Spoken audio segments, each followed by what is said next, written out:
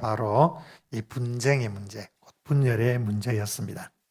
왜 고린도 교회 성도들이 분리되었을까요? 우선적으로 지도자에 대한 소속 때문입니다. 바울을 따를 것이냐, 아볼로를 따를 것이냐, 게바를 따를 것이냐, 여기에 따라 교회 성도들이 분리되기도 했고요. 그리고 또 사람을 높이는 경향에 따라 이것이 분리된 것이기도 합니다. 결국 어떤 지도자가 더 똑똑하냐, 어떤 지도자가 더 설교를 잘하고, 어떤 지도자가 더 사역을 잘하며, 이런 어떤 그 지도자에 대한 그 판단, 그 높이는 그런 경향성 때문에 또 이렇게 분열이 되기도 했습니다. 그런데 이것은 이 고린도 교회만의 문제가 아니라 이 지상에 있는 수많은 교회들이 안고 있는 문제이기도 합니다. 우리가 고린도 교회를 살펴보는 이유는 이 문제가 고린도 교회만의 문제가 아니기 때문이죠. 바로 이것이 오늘 현실에 있는 이 지상에 있는 교회의 문제고 우리의 문제이기 때문에 우리가 이 문제를 들여다볼 필요가 있는 것이죠.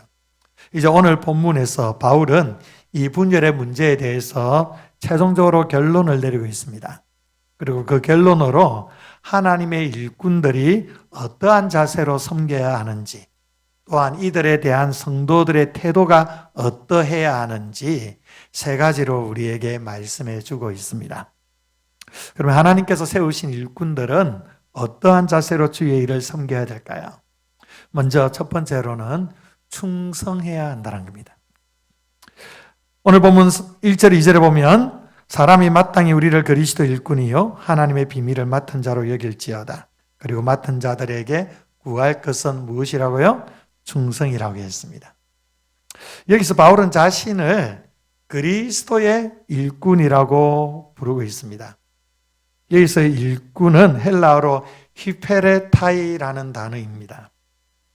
이 히페레타이라는 단어의 뜻을 알기 위해서 여러분 각인시켜 주기 위해서 한 영상을 잠시 보도록 하겠습니다.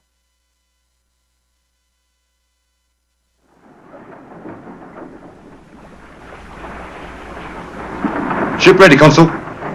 Strike oars. Strike! Oars!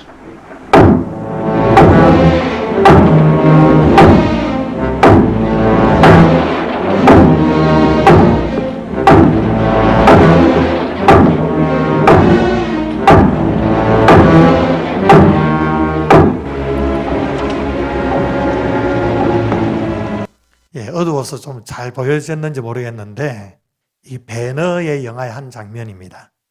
어떤 장면이죠? 배 밑에서 노를 젓는 그 장면을 담고 있는데 이 히페레타이라는 단어가 이런 뜻입니다.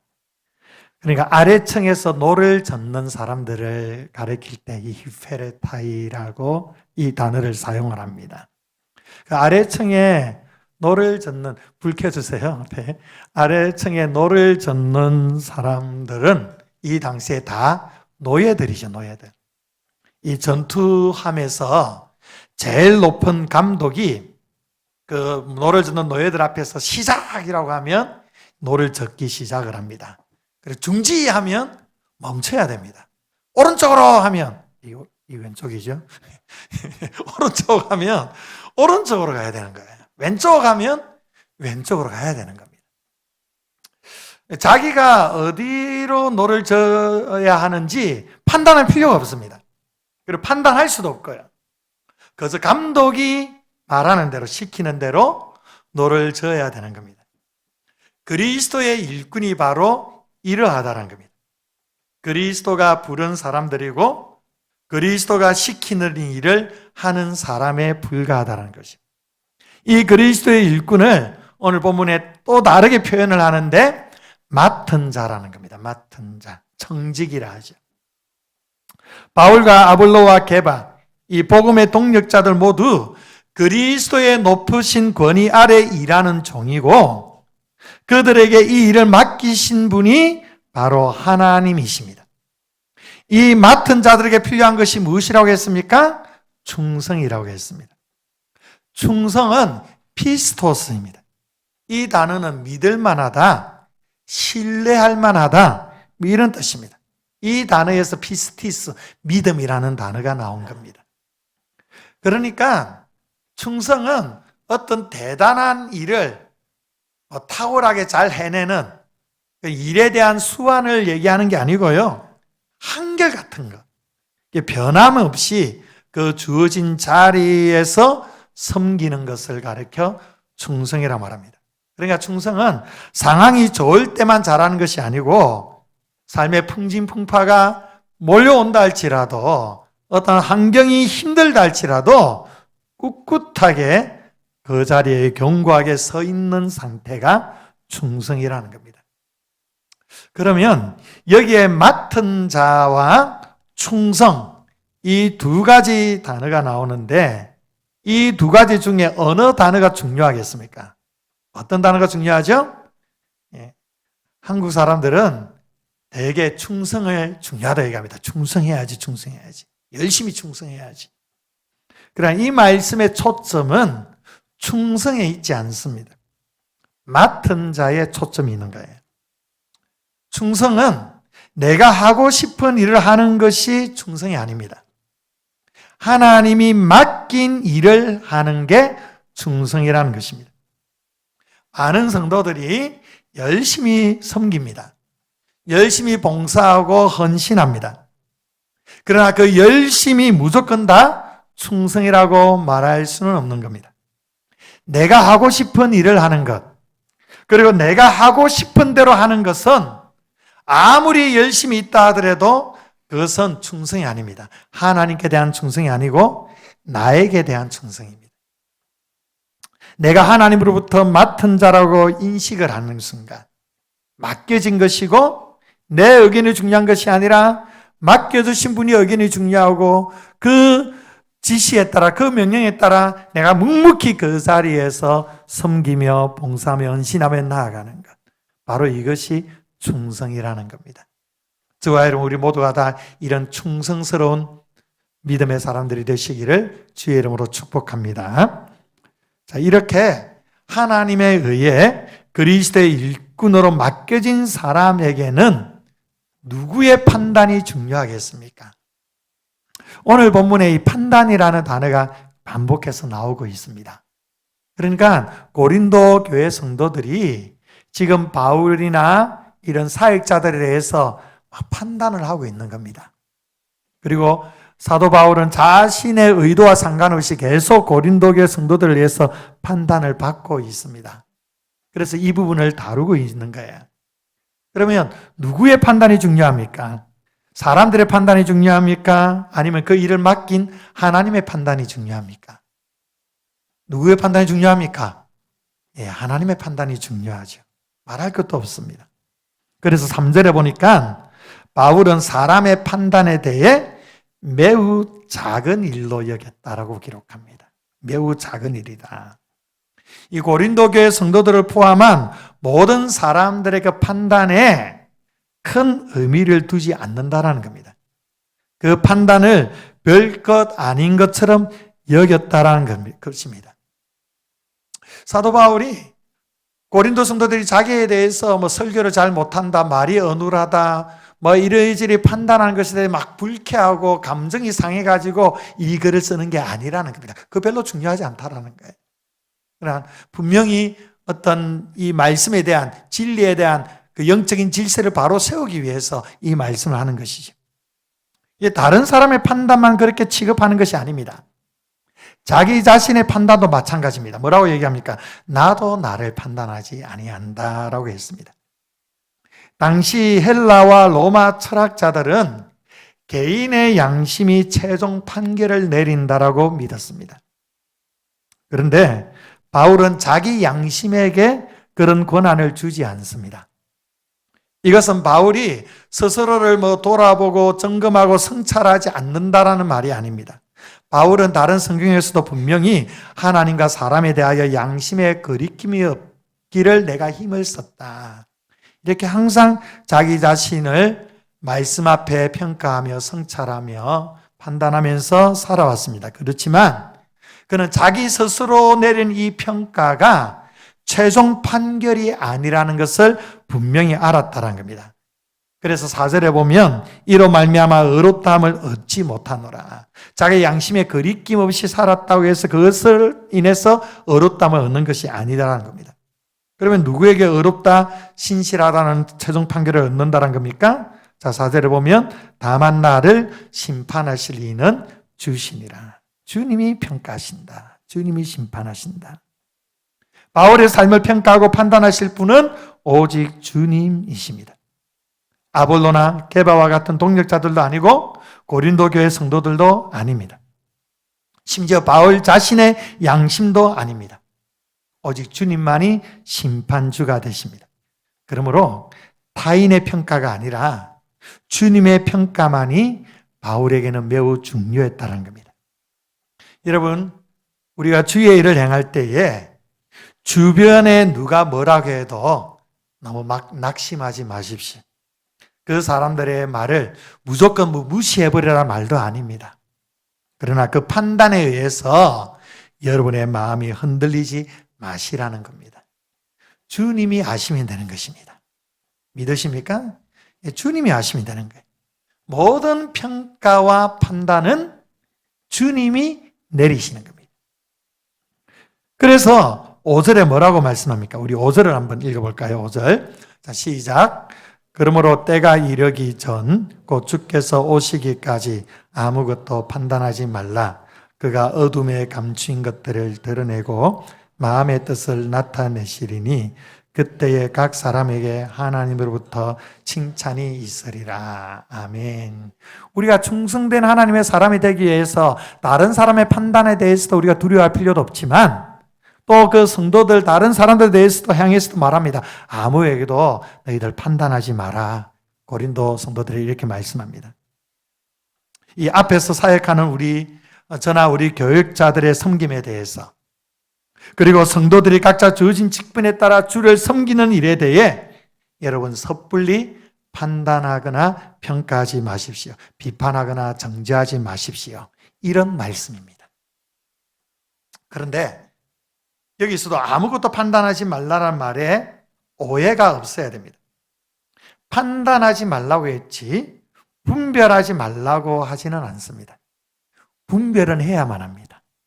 하나님의 말씀 앞에 무엇이 옳고 그른지는 지혜롭게 잘 분별해낼 수 있어야 됩니다. 그런데 판단은 해서는 안 된다는 겁니다. 판단하지 말라는 말은 쉽게 말하면 점수 매기지 말라는 겁니다. 여러분, 다른 성도들의 섬김과 헌신에 대해 점수 매기지 마십시오. 왜 이랬니 저랬니 하지 마십시오.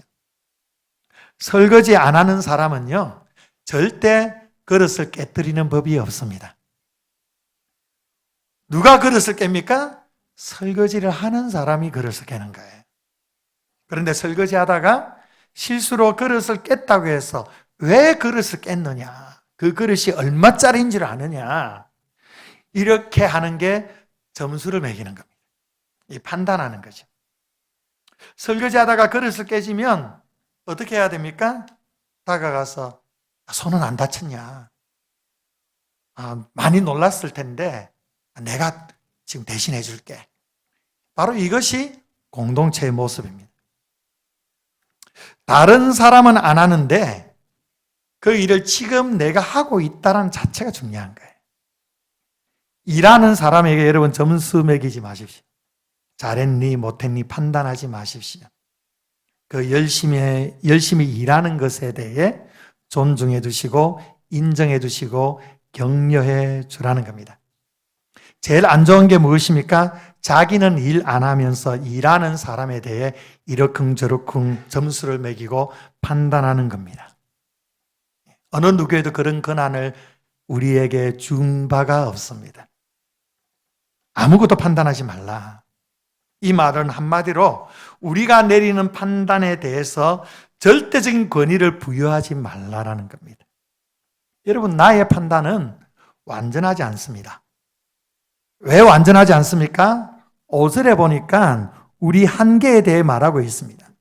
예수님께서 감추인 것들을 다 드러낼 것이지만 우리는 감추인 것들을 볼 수가 없는 존재들이에요. 예수님께서는 우리의 마음의 중심을 아시고 그것을 다 이렇게 나타내시겠지만 우리는 다른 사람들의 마음의 중심을 알 수 없는 사람들입니다. 그래서 우리의 판단은 결코 정확할 수도 없고 완전할 수도 없습니다. 사람들에게 이 악한 본성 중에 하나가 뭔지 아십니까? 자신에게는 참 잘 이해합니다. 다른 사람에게는 오해를 합니다. 왜 그런지 아십니까? 자기 자신은 너무 잘 알기 때문에 내가 어떤 동기에서 어떤 의도에서 내가 이렇게 하는지 너무 잘 알고 있습니다. 내가 실수할 수밖에 없는 그 사람들도 나는 나를 잘 알고 있어요. 그래서 충분히 이해가 됩니다. 그런데 다른 사람에게는 그게 이해가 안 됩니다. 왜? 못 보니까요. 그냥 겉으로 드러난 모습만 보이지 그 마음의 중심이 어떠한지 우리가 알 수 없는 그 사람의 형편과 상황이 어떠한지 우리는 알 수가 없어요. 그냥 겉으로 드러나는 모습을 보고 그냥 내가 가지고 있는 그 이해의 틀 속에서 바라보니까 오해를 해버리는 겁니다. 그래서 우리는 꼭 기억해야 됩니다. 우리 자신의 평가는 절대적이지 않다. 완전할 수가 없다. 내 말이 맞아. 내 판단이 맞아. 아닙니다. 틀릴 가능성이 훨씬 더 많습니다. 우리는 이걸 인정하셔야 돼요. 그리고 다른 사람의 평가에 휘둘리거나 일희일비할 필요도 없습니다. 왜 그렇습니까? 최종 판단은 누가 하신다는 겁니까? 하나님이 하신다는 겁니다. 우리 주님이 하시는 것입니다.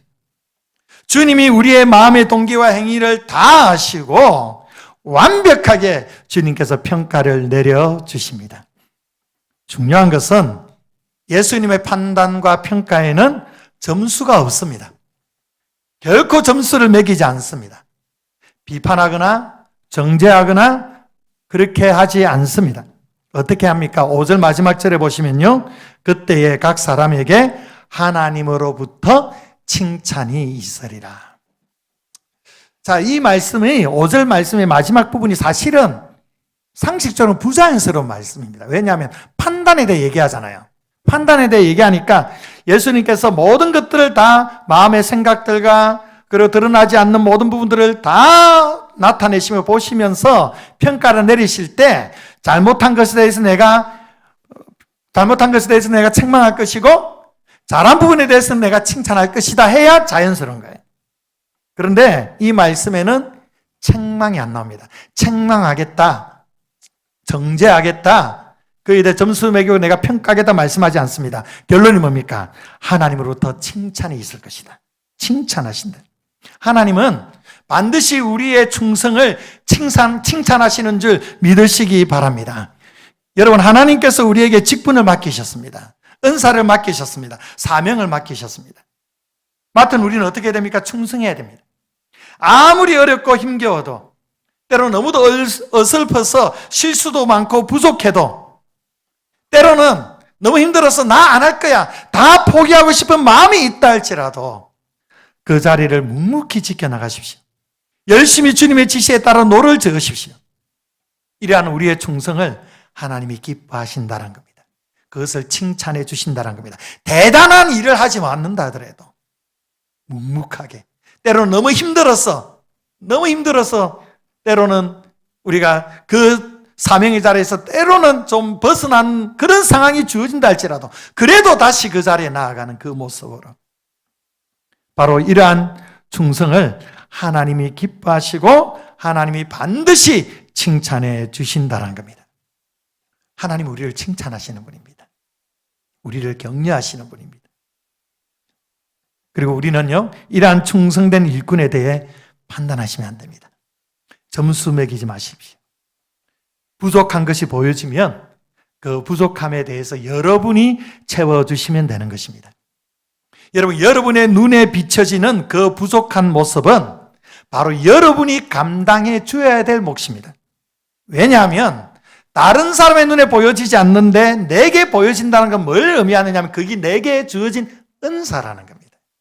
내게 주신 강점이라는 겁니다. 그래서 그게 보여지는 겁니다. 바로 그래야 할 때에 우리는 다른 말씀하지 마시고 함께 감당해 주시면 되는 겁니다. 이렇게 서로 함께 격려하고 인정해주고 칭찬하고 그리고 서로의 부족함을 채워주는 그 공동체가 바로 주님이 기뻐하시는 공동체인 줄 믿습니다. 아멘이십니까? 그래야만 교회 다니는 재미가 있지 않겠습니까? 교회를 재미로 다니냐? 그럼 교회를 뭐하러 다닙니까? 재미가 있어야죠. 재미가 있어야죠. 그래서 예배 드리면서 예배를 통해 하나님이 주시는 기쁨을 맛보고 공동체 안에서 서로 교제하는 가운데 하늘의 또 즐거움을 맛보고 서로 봉사하고 서로의 연약함을 채워주고 격려하고 존중하고 인정해주는 가운데 우리는 하늘의 기쁨을 맛보게 되는 것이요. 교회는 이렇게 즐거움이 있는 것입니다. 재미가 있는 것입니다.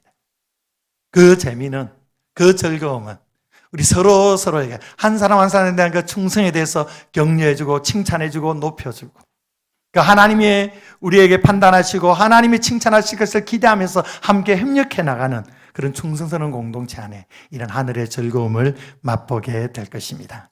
저와 여러분 우리 모두가 다 이런 충성스러운 믿음의 사람들이 되시기를 축복합니다. 또 두 번째로는 겸손해야 된다는 겁니다. 겸손하라. 우리 6절을 볼까요? 6절. 우리 6절을 읽어보겠습니다. 시작. 형제들아 내가 너희를 위하여 이 일에 나와 아볼로를 들어서 본을 보였으니 이는 너희로 하여금 기록된 말씀 밖으로 넘어가지 말라 한 것을 우리에게서 배워 서로 대적하여 교만한 마음을 가지지 말게 하려 함이라. 아멘. 여기 내가 너희를 위하여 이 일에 나와 아볼로를 들어서 본을 보였다라고 말합니다. 이 일이 뭡니까? 충성하는 동력자들 안에서 서로 판단하거나 그렇게 하지 않고 격려하고 칭찬하고 세워주는 그 일을 말합니다. 아볼로와 바울은 서로 경쟁한 적이 없습니다. 서로의 그 사역에 대해서 판단하고 평가를 내린 적이 없습니다. 오히려 격려해주고 칭찬해주고 지지해주고 응원해 주었다는 겁니다. 이러한 본을 고린도 성도들에게 이미 보여주었다는 겁니다. 그럼 이렇게 한 이유가 뭐냐? 말씀 보니까 서로 대적해서 교만한 마음을 가지지 말게 하려 함이라. 그러니까 겸손하도록 하기 위해서라는 거죠. 고린도 교회 성도들이 교만했다라는 겁니다. 왜 서로 대적하죠? 왜 서로 미워하고 왜 반복하는 겁니까? 여러 이유들을 얘기하지만 사실 그 중심에는 교만이 있기 때문입니다. 시기와 분쟁, 그 뿌리 깊은 곳에 교만이 가득합니다. 모든 뿌리가 교만입니다. 그러니까 결국 겸손하면 이 분쟁은 해결될 것이라는 겁니다. 그럼 교만하지 않으려면 어떻게 해야 됩니까? 오늘 말씀 보니까 말씀 밖으로 넘어가지 말라라고 하죠. 교만은 언제나 기록된 말씀 밖으로 넘어갈 때 시작됩니다. 교만한 마음을 가지고 성도가 서로 대적하고 분쟁하는 것은 하나님의 말씀 밖으로 넘어서는 것입니다. 에덴 동산의 모든 나무 실과를 임의로 마음껏 먹을 수가 있습니다. 딱 하나 동상 중앙에 있는 선악을 알게 하는 그 나무를 먹지 말라고 말씀하셨을 때 아담과 하와는 뱀의 유혹에 그 말씀의 선을 넘어버립니다. 말씀 밖으로 넘어가 버렸죠. 왜 넘어갔습니까? 하나님처럼 되겠다라는 거예요. 하나님처럼 되리라는 이 유혹에 그들이 하나님의 말씀의 선을 넘어버린 것입니다. 여러분, 우리의 삶의 기준은 철저하게 하나님의 말씀이 기준이 돼야 됩니다. 말씀이 가라면 가고 말씀이 서라면 서는 것입니다. 그 말씀을 절대 넘어서려고 해서는 안 되는 것입니다. 그런데 말씀에 대한 우리의 태도가 어떠한가요? 자꾸만 성경 말씀에 대해 변명을 하려고 합니다. 자기 합리화하려고 합니다. 어떤 의미입니까? 말씀을, 선을 벗어나도 괜찮다라는 거예요. 벗어나더라도 하나님이 이해해 줄 거라는 겁니다. 그러니까 계속 합리화시키는 거죠. 성경이 꼭 그런 의미로 해석돼야 되는 거 아니지 않느냐? 누가 이대로 지킬 수 있느냐?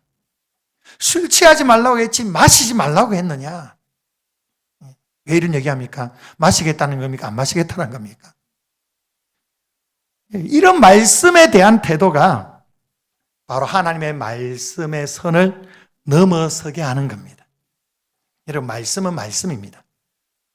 하나님의 말씀하시면 그 말씀대로 지키는 겁니다. 시편 119편 101절에 보시면 내가 주의 말씀을 지키려고 발을 금하여 모든 악한 길로 가지 아니하였다라고 기록하죠. 말씀을 지키기 위해서 발을 금했다. 자기 스스로 선을 그었다라는 거예요. 그 선을 안 넘으려고 열심히 몸부림쳤다는 겁니다. 여러분, 이 시편 기자처럼 말씀 밖으로 넘어가려고 하지 마시기를 바랍니다. 금하여 지켜나가십시오. 그래야만 이 말씀 앞에서 교만을 극복할 수가 있다라는 겁니다. 또 우리가 교만하지 않기 위해서는, 교만을 극복하기 위해서는 하나님이 주시지 아니한 것이 없다라는 걸 기억해야 된다는 거죠.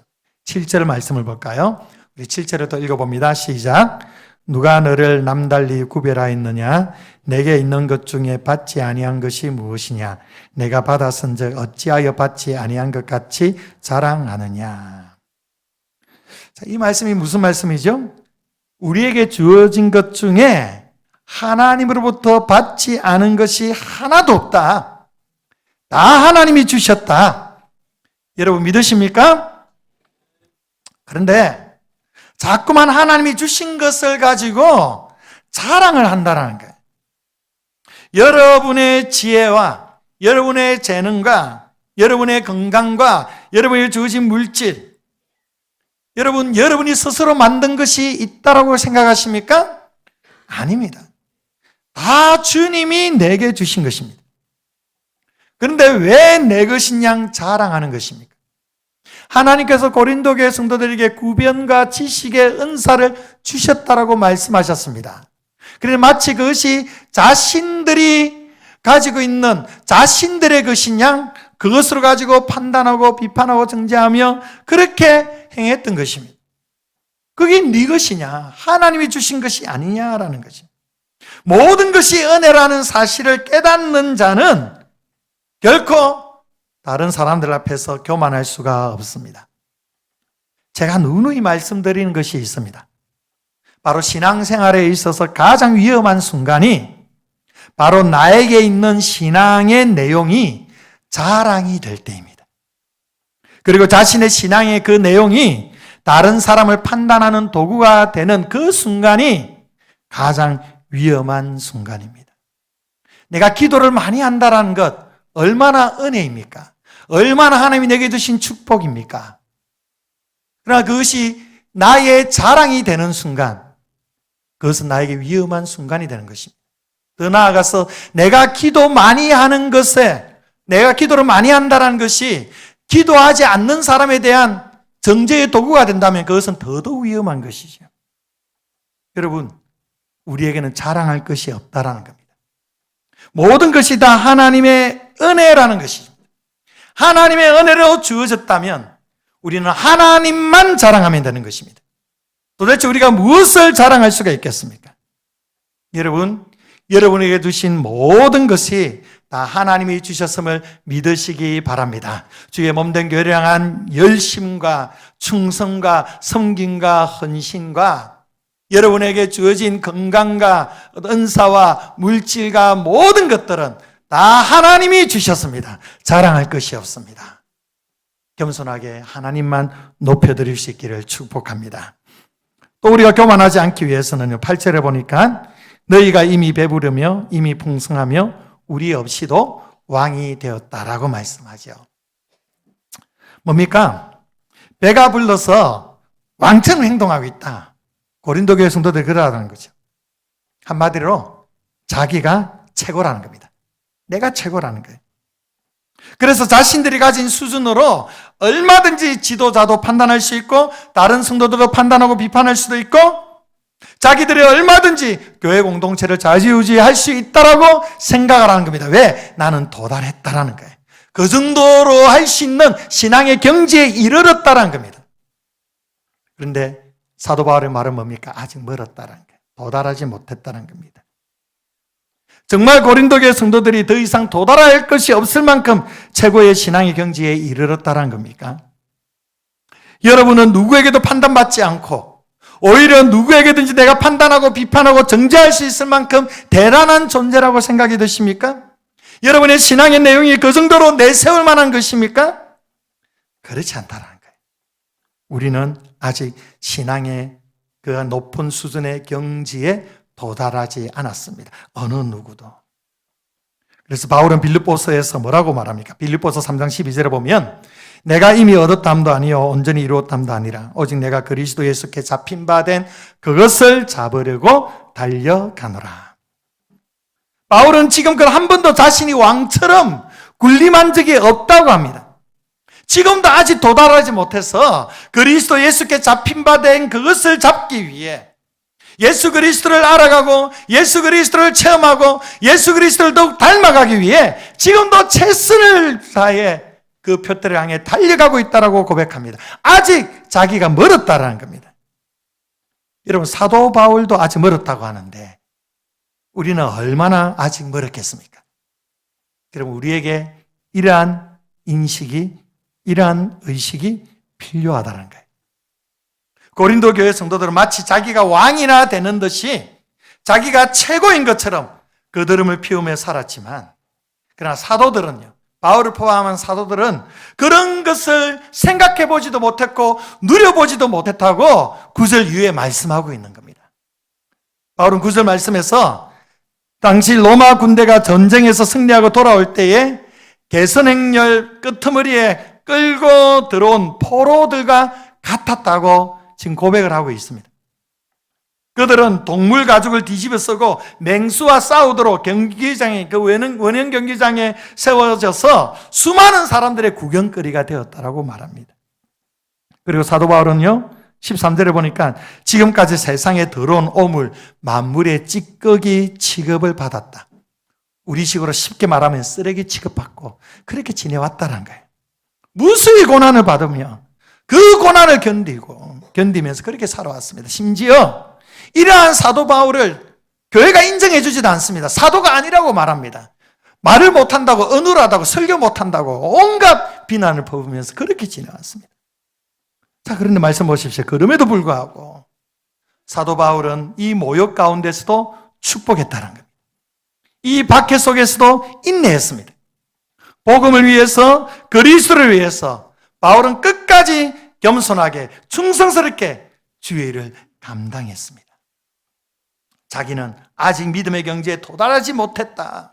그 표대를 향하여 지금도 끊임없이 달려가는 인생이다. 이렇게 고백하고 있는 것입니다. 이 고백 앞에 이 편지를 읽는 고린도 교회 성도들이 얼마나 부끄러웠겠습니까? 바울이 이렇게 처절하게 복음 앞에 몸부림치며 살아가고 있는데 고린도 교회 성도들은 자기가 잘났다고, 내가 최고라고 서로 판단하고 비난하고 정죄하며 살아가는, 얼마나 부끄럽겠습니까? 여러분, 이 사도 바울이 고백하는 대로 내가 아직 도달하지 못했다.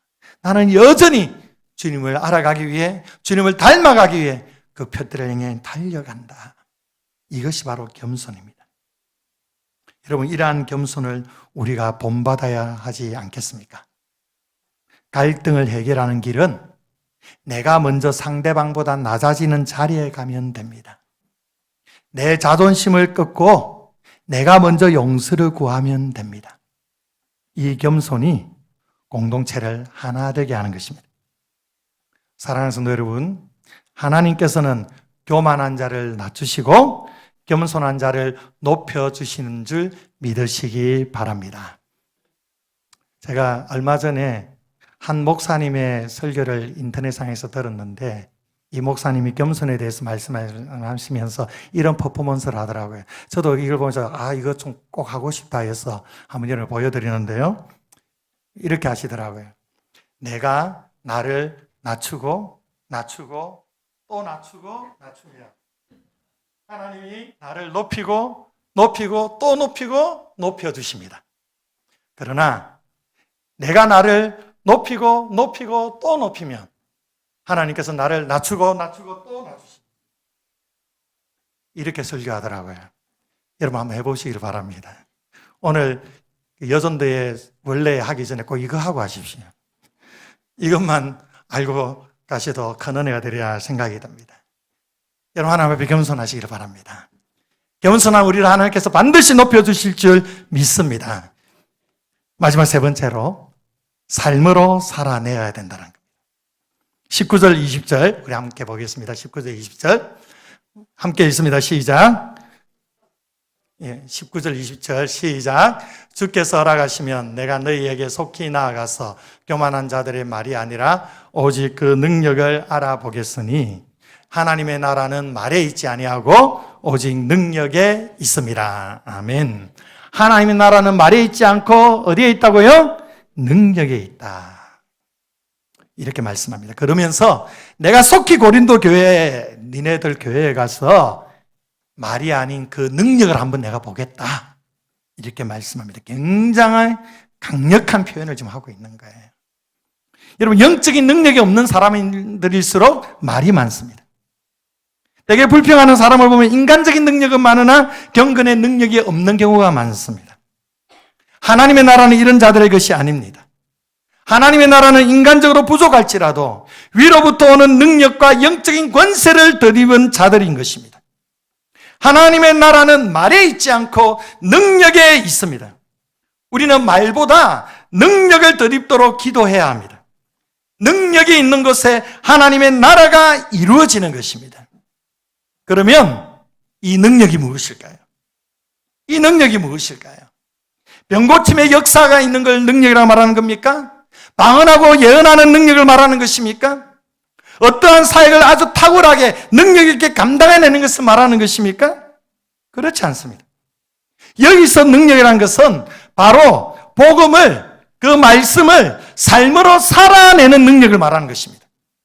말만 하는 신앙이 아니라 실제 말씀대로 살아내는 능력. 바로 이 가운데 하나님의 나라가 이루어지게 된다는 것입니다. 기독교는 사실 말의 종교입니다. 복음 전도도 말을 통해 이루어집니다. 이렇게 설교도 저의 이 입술의 말을 통해 전달이 됩니다. 기독교 신앙에 있어서 말은 절대 빼놓을 수가 없습니다. 그러나 복음의 능력, 하나님의 나라의 능력은 우리의 입술의 말을 통해 나타나는 것이 아니라 말한 대로, 고백한 대로 살아내는 그 삶의 능력으로 하나님의 나라의 능력이 나타나게 되는 것입니다. 사랑하라, 용서하라, 섬겨야 된다, 낮아져야 된다, 자기를 부인해야 된다. 우리의 입술에 얼마나 이런 단어들이 넘쳐납니까? 우리의 입술의 고백은 그 청산유수처럼 얼마나 천사와 같은 그런 말들로 넘쳐납니까? 그러나 여러분, 내가 사랑을 얘기한다고 해서 사랑의 사람이 되는 게 아닙니다. 용서를 말한다고 해서 용서가 되는 것이 아닙니다. 실제 이렇게 살아낼 때에 역사가 일어납니다. 주의 자녀들, 주의 일꾼들은 말이 아니라 삶으로 실제 살아내는 그 능력을 나타내 보여줄 수 있어야만 합니다. 이러한 삶을 살아가도록 끊임없이 말씀 앞에 자신을 쳐서 복종시키며 몸부림치며 그렇게 살아가야 되는 것입니다. 완전할 수는 없습니다. 연약하기 때문에 실수도 하고 무너지기도 하고 넘어지기도 합니다. 그러나 끊임없이 다시 그 자리에 일어나서 그 삶으로 복음을 살아내기 위해 끊임없이 그 말씀 앞에 살아갈 때, 몸부림치며 노력하며 최선을 다해 그렇게 살아갈 때 바로 그것을 충성이라고 얘기하는 겁니다. 이렇게 말씀대로 살아나면 그 가운데 하나님의 나라를 맛보게 될 것입니다. 하나님의 나라의 의와 평강과 희락이 우리 안에 흘러넘치며 공동체 안에 흘러넘치게 될 것입니다. 말씀대로 살아낼 때에 하나님의 역사를 체험합니다. 말씀대로 살아낼 때에 우리는 하나님이 주시는 놀라운 은혜와 축복을 경험하게 될 것입니다. 사랑하는 성도 여러분, 이제 이 말의 성찬을 끝내셔야 합니다. 그리고 내 삶의 현장에서, 가정에서, 또 직장에서 하나님의 통치가 나타나는 삶의 능력을 보여줄 수 있는 성도들이 될 수 있기를 원합니다. 이러한 마음에 결단하고 그렇게 나아갈 때에 내 힘으로는 안 되지만 하나님께서 우리에게 성령을 부어주셔서 그 성령의 능력으로 이러한 삶을 살아가도록 인도하여 주실 것입니다. 사람의 박수가 아니라, 사람의 인정이 아니라 주님의 칭찬을 간절하게 갈망하십시오. 잘하였다, 착하다, 충성된 종아. 주님의 이 말 한마디면 충분하지 않겠습니까? 주님은 반드시 여러분의 충성에 대해 칭찬하실 것입니다. 상 주실 것입니다. 하나님의 즐거움에 참여하게 하실 것입니다. 이 말씀을 기억하시면서 정말 하나님 앞에 겸손하게 더욱 충성스럽게 그리고 복음을 삶으로 살아내는 그 거룩한 능력으로 주님 앞에 충성스럽게 살아가시는 귀한 믿음의 성도들 되시기를 주의 이름으로 축원드립니다. 기도하겠습니다. 좋으신 아버지 하나님 감사합니다. 오늘 우리에게 말씀하여 주셔서 우리를 부르신 하나님의 그 부르심 앞에 그리스도의 일꾼으로 우리가 어떻게 주님을 또 주의 몸된 교회를 섬겨야 될지 말씀하여 주심에 감사합니다. 충성스러운 주의 종들이 되게 하여 주시고 겸손하게 주님을 섬기게 하여 주시며 복음을 그 말씀을 삶으로 살아낼 수 있는 놀라운 능력을 우리에게 덧입혀 주시옵소서. 그리하여 우리의 삶을 통하여 하나님의 나라가 이루어지게 하여 주시고 하나님 나라의 의와 평강과 희락이 우리 공동체 가운데 우리의 가정 가운데 우리의 삶의 현장 가운데 우리를 통하여 흘러넘칠 수 있도록 주님 우리를 이러한 거룩한 도구로 사용하여